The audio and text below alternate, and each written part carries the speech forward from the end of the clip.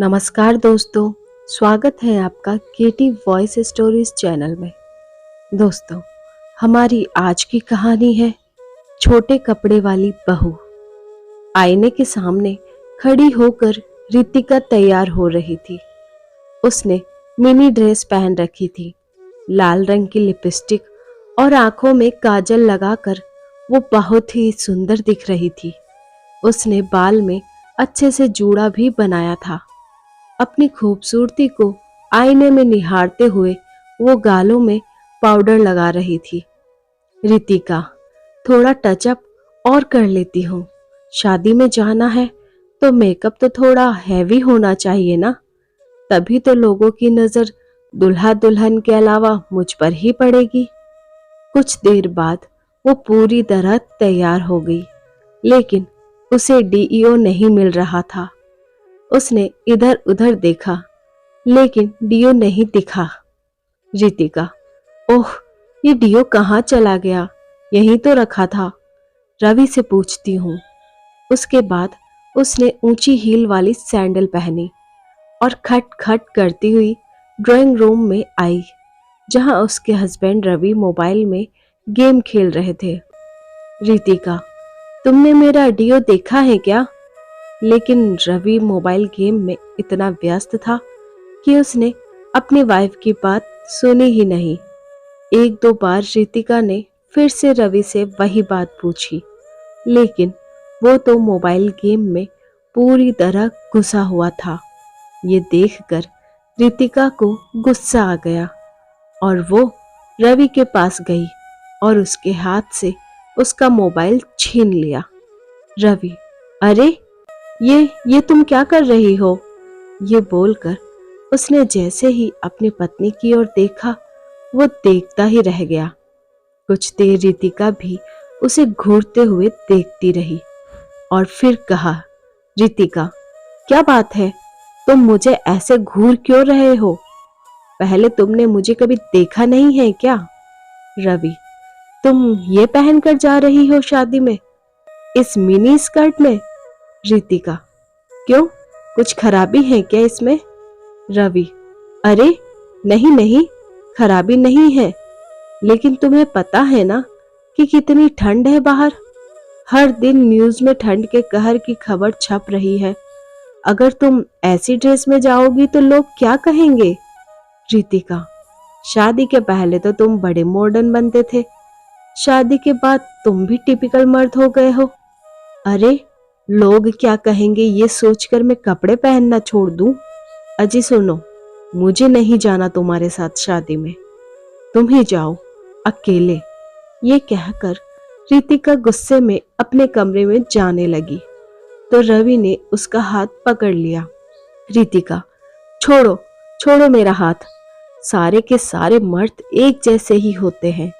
शादी के पहले उनका अलग चेहरा होता है और शादी के बाद तो उन्हें लगता है कि औरतें बस उनके इशारों पर चलती रहे। वो जो चाहे औरतें वही करे, जो चाहे पहने, जो चाहे खाए, जहां वो चाहे औरतें वहां जाए। अरे, आप लोग को पत्नी नहीं, दासी चाहिए होती है। रवि, रितिका, देखो, तुम बात को क्यों खींच रही हो? रितिका, मैं खींच रही हूँ? लो, कर लो बात। शादी में मैं क्या पहनूं क्या ना पहनूं, ये अब आप डिसाइड करेंगे। रवि, रितिका, मैं ये कह रहा हूं कि मैं तुम्हारे कपड़े डिसाइड करूंगा। तुम्हें जो पहनना है पहनो, लेकिन तुम देख रही हो ना कितनी सर्दी है। अगर इन छोटे कपड़ों में तुम बाहर जाओगी तो बीमार होने का डर है। रितिका, बीमार? बीमार तो बहाना है रवि।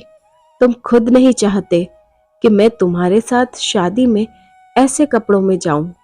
रवि, नहीं रितिका, ऐसा बिल्कुल नहीं है। तुम्हारा अगर मिनी ड्रेस में ही शादी अटेंड करने का मन है तो नो प्रॉब्लम।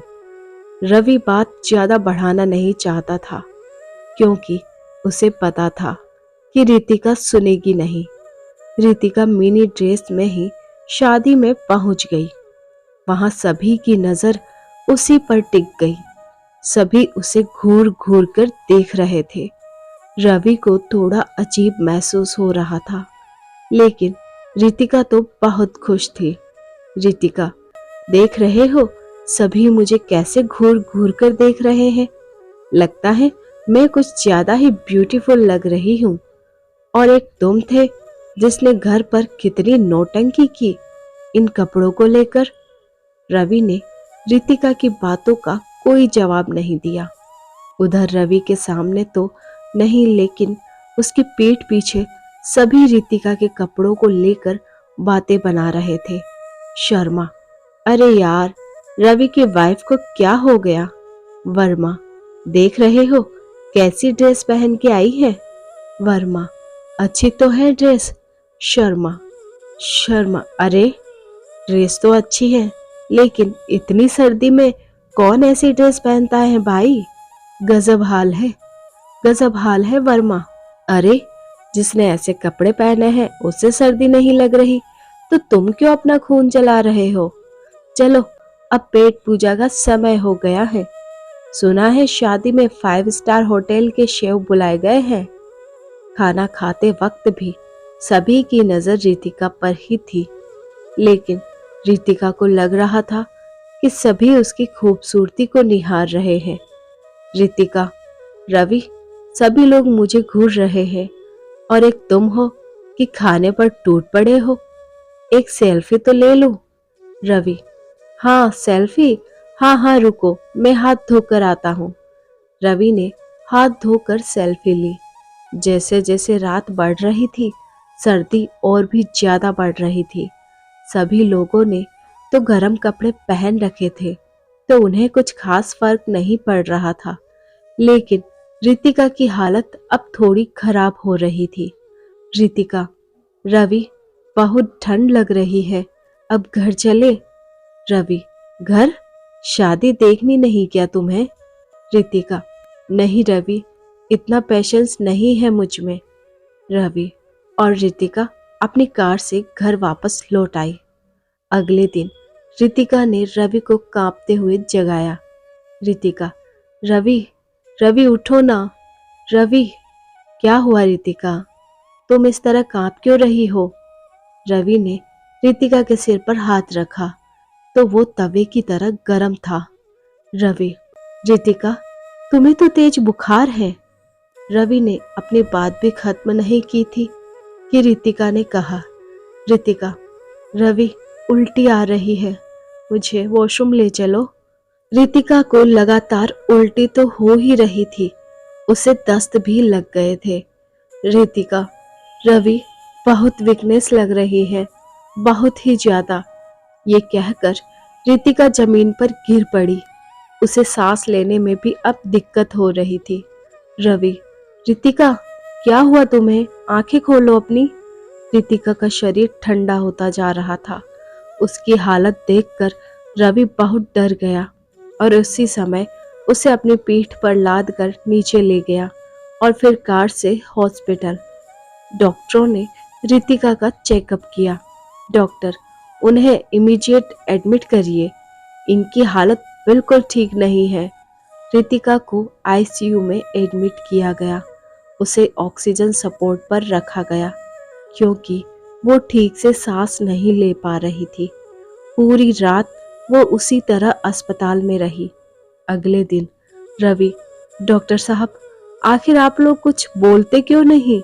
अच्छी भली तो थी मेरी बीवी, अचानक से उसे ऑक्सीजन सपोर्ट पर क्यों रखा है आपने, कोई चिंता की बात है क्या। डॉक्टर, हाँ हाँ, चिंता की बात तो है। उनका जस्ट पूरी तरह से जाम हो गया है, सीवियर निमोनिया हो गया है, उन्हें भयानक ठंड लगी है। हम दवाई से जस्ट क्लियर करने की कोशिश कर रहे हैं। अगर उससे हो गया तो ठीक, नहीं तो हमें किसी और तरीके से जस्ट का बलगम निकालना होगा। जब तक जस्ट क्लियर नहीं होगा वो ठीक से सांस नहीं ले पाएंगी। डॉक्टर की बात को सुनकर रवि का चेहरा पीला पड़ गया। उसे कल रात की सारी बात याद आ गई। रवि मन में, मैंने कितना मना किया था उसे, लेकिन उसने मेरी बात मानी नहीं। हे ईश्वर, रितिका को ठीक कर दो। पूरी रात रवि रितिका के लिए भगवान से प्रार्थना करता रहा, लेकिन अगले 2 दिन तक रितिका की तबीयत में कोई सुधार नहीं आया। और तीसरे दिन की बात है, रात का समय था। रवि अस्पताल के बाहर बैठा हुआ था। उसे नींद आ रही थी। तभी एक डॉक्टर उसके पास आए और उन्होंने कहा, डॉक्टर, आई एम सॉरी, हम आपकी पत्नी को नहीं बचा सके। डॉक्टर की ये बात सुनकर रवि की आंखों के आगे अंधेरा छा गया। वो भागा भागा आईसीयू में गया और वहां जाकर उसकी सांसें थम सी गई। सफेद कपड़ों में लिपटी उसकी रितिका शान से लेटी हुई थी। रवि, रितिका, रितिका, तुम मुझे ऐसे छोड़कर नहीं जा सकती, नहीं जा सकती। कैसे जीऊंगा मैं तेरे बिना, कैसे? प्लीज रितिका, उठ जाओ मेरे खातिर। प्लीज, प्लीज रितिका, उठ जाओ। मुझे इस तरह के सफर में अकेला छोड़कर मत जाओ। डॉक्टर, आप इस तरह चिल्ला क्यों रहे हैं? रवि, डॉक्टर, मेरी पत्नी मर गई। डॉक्टर, ये आप क्या कह रहे हैं? आपकी पत्नी अब खतरे से बाहर है, यही कहने तो मैं आया हूं। आप उनसे मिल सकते हैं। रवि को अपने कानों पर विश्वास नहीं हो रहा था। रवि मन में, इसका मतलब वो जो देख रहा था वो सब सपना था। हे भगवान, कितना बुरा सपना था। वो भागकर आईसीयू में गया। रितिका अब होश में आ चुकी थी। उसने जैसे ही रवि को देखा तो वह जोर जोर से रोने लगी। Ritika, I am sorry Ravi, I am sorry. मैंने अपनी गलती के कारण तुम्हें बहुत परेशान किया है ना? सॉरी, अब मैं कभी छोटे कपड़े नहीं पहनूंगी। रवि, नहीं रितिका, कपड़ों में कोई बुराई नहीं है, बस हर कपड़े का एक समय होता है। अब स्विमिंग पूल में हम लुंगी पहनकर रहेंगे तो कितने फनी लगेंगे, क्यों, है ना? रवि की बातों को सुनकर रितिका ने उसे मुस्कुराते हुए गले लगा लिया। दोस्तों, आज की एक खास और मज़ेदार कहानी आपको कैसी लगी? नीचे कमेंट में ज़रूर बताएं। ऐसी और कहानियाँ सुनने के लिए बने रहिए हमारे साथ। अपना प्यार और सपोर्ट दीजिए। चैनल पर नए हैं तो सब्सक्राइब कीजिए, साथ में बेल आइकन प्रेस करना ना भूलें। वीडियो को लाइक शेयर कीजिए। Thanks for watching.